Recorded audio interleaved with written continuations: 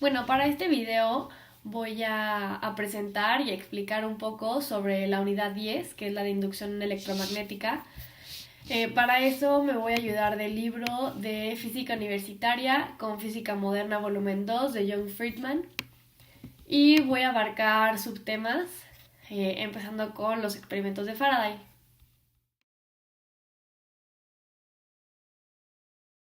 Bueno, empezando, durante la década de 1830, Michael Faraday junto con Joseph Henry hicieron algunos experimentos con la inducida por medios magnéticos. Entonces voy a mostrar una imagen en la que voy a describir un poco sobre lo que hicieron y eh, lo trataron de distintas maneras, bueno, de 4 maneras, y vamos a ver cuáles sí funcionaron.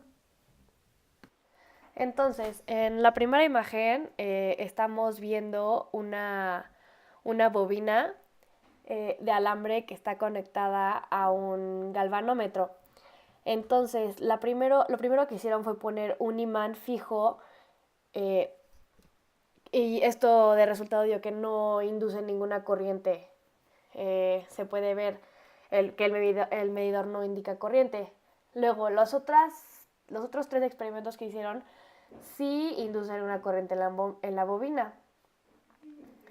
Primero lo que hicieron fue mover el imán, acercándolo o alejándolo de la bobina varias veces, y lo que el medidor mostraba era, bueno, que mientras se movía el imán iba moviéndose. La tercera imagen fue mover una segunda bobina que conduce corriente acercándola o alejándola de la primera. También el medidor mostraba que había corriente inducida. Y la última imagen fue variar la corriente en la segunda bobina. Esto era cerrando o abriendo el interruptor, y también mostraba que había corriente inducida. Entonces, en lo que vimos ahorita en los cuatro experimentos fue que mientras el imán estuviera inmóvil, no iba a haber ninguna corriente. Y si lo movía de esta manera, estando aquí la bobina, al momento que lo alejara o lo acercara, iba a haber una corriente. Y a esto se le llama la corriente inducida.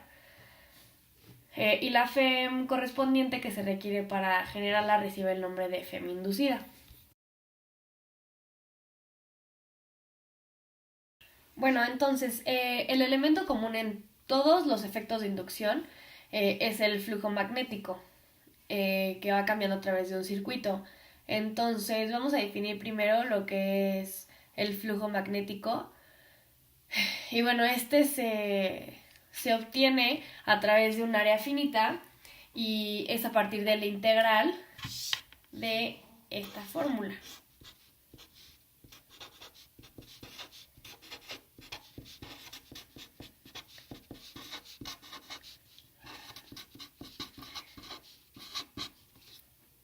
Entonces, aquí podemos ver la fórmula, que sería esta fórmula siendo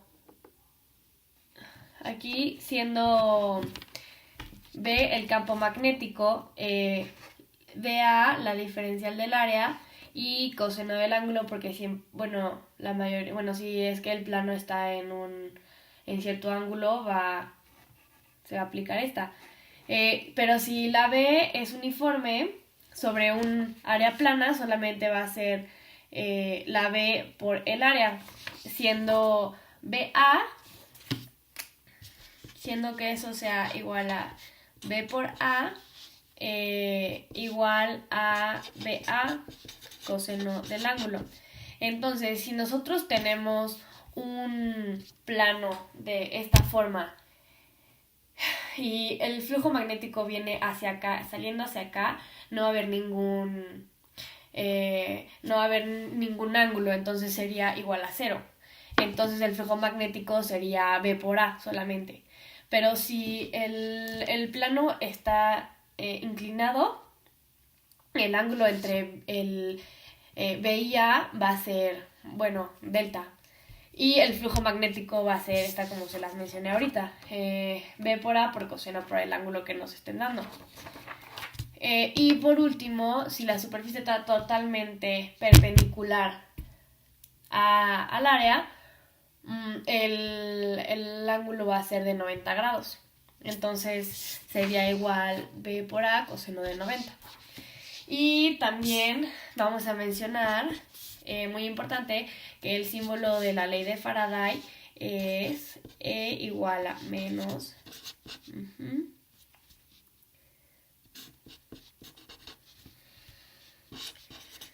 sería así, que es la ley de Faraday de la inducción, que es esta.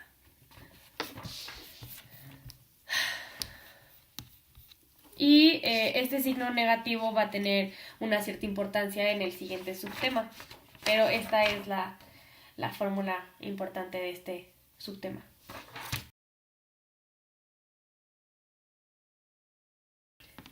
Bueno, siguiendo nuestra lista, lo que sigue es la ley de Lenz. Entonces, esta ley de Lenz viene de esta fórmula que habíamos mencionado, y literal este signo es lo que le establece, este signo. Entonces, se puede sacar muy fácil de este lado, pero la ley de Lenz lo que nos va a decir, nos va a servir para determinar la dirección de una corriente o de una FEM inducida.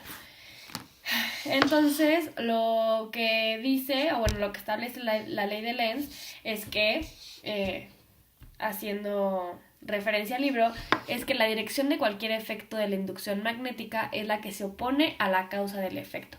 Entonces, que siempre va a ser contraria. Entonces, si el flujo en un circuito cambia, la corriente inducida que se va a crear en sí, va a haber un campo magnético que se va a crear. Entonces, va a ser opuesto al original. Entonces, si el primero va aumentando, pero tiene la misma dirección que el campo original, el otro va a disminuir. Es decir, por palabras del libro, que la corriente inducida se opone al cambio del flujo a través del circuito, no al flujo en sí. Entonces, nos toca hablar de los campos eléctricos inducidos.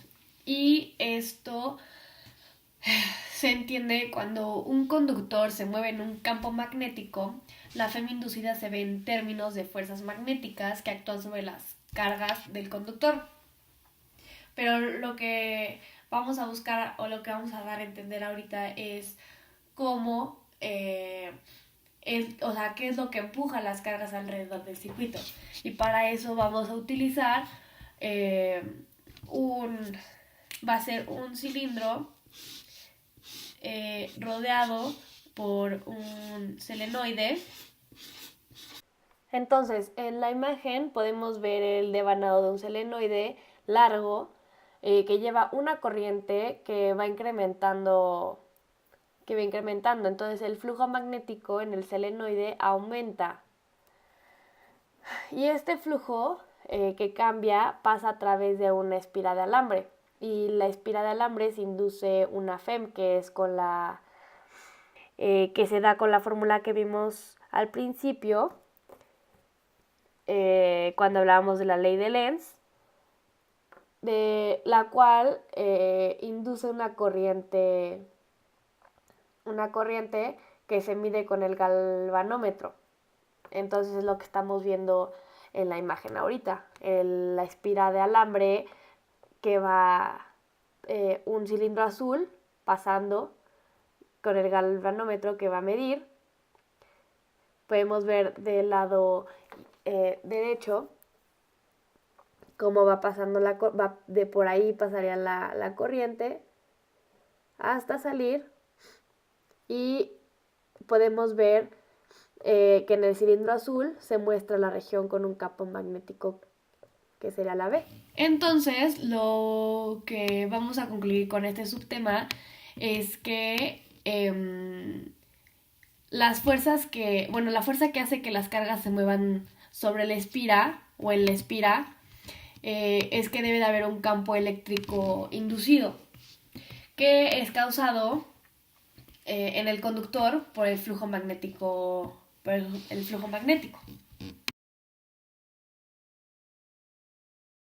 Bueno, para la inductancia de un selenoide, como se ve es de esta forma, siendo este el selenoide. Y lo que podemos decir de este es que el campo magnético en un selenoide se concentra en su centro, entonces es mucho más fácil entenderlo con el rifle o el cañón de Gauss, que usa este tipo de esto para su elaboración. Entonces lo que quiere decir es que, por ejemplo, si tú pones 2 o 3 de estos por separado, al momento de que tú pongas una bolita de aluminio aquí, va a querer arrancar, va a querer atraerlo hasta el centro. De esta manera, cuando esto se apague y ya no tenga corriente y el siguiente se prenda, esto va a hacer que la siguiente parte lo jale hacia el centro.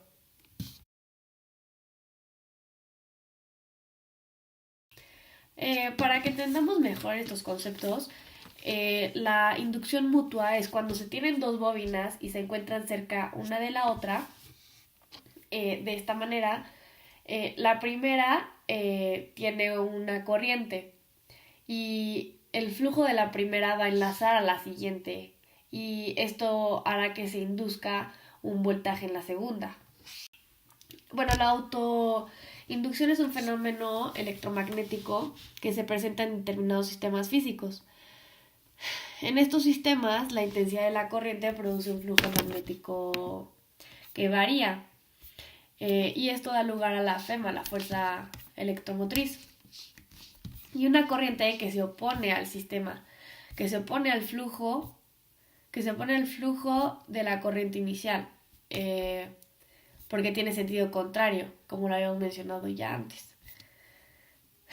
Entonces, la autoinducción es una influencia que ejerce un sistema físico sobre sí mismo, a comparación de la mutua, que lo que hace es que, teniendo en este caso dos bobinas, va a conducir de una a otra.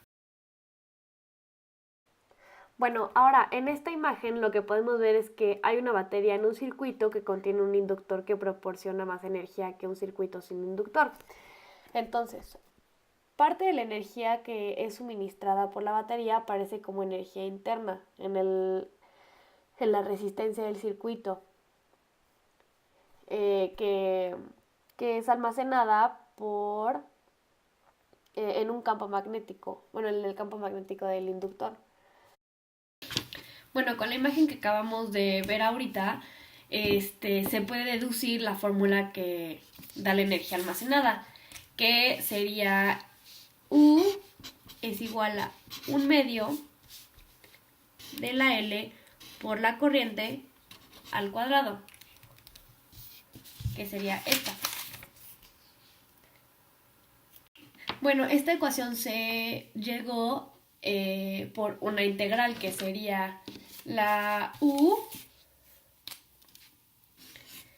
que sería igual a la integral L por la integral de 0 a I por I de I. Y eso es igual a 1/2 de L al cuadrado.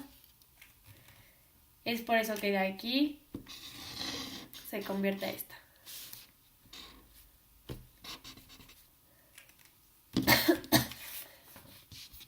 Esta es de aquí, se pasa aquí, y esta es la energía almacenada en un inductor.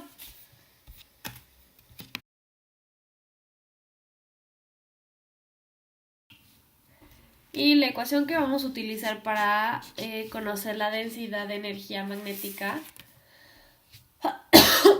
en un material va a ser igual a la U igual a la B sobre 2 mu, porque es diferente si es en el vacío. Entonces queda como esta la fórmula para conocer la densidad de energía, siendo de un material, y si es en el vacío nada más sería 2 mu 0. Esta no las va a dar el problema, o esta ya está determinada.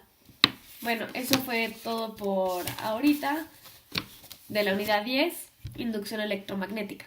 Gracias.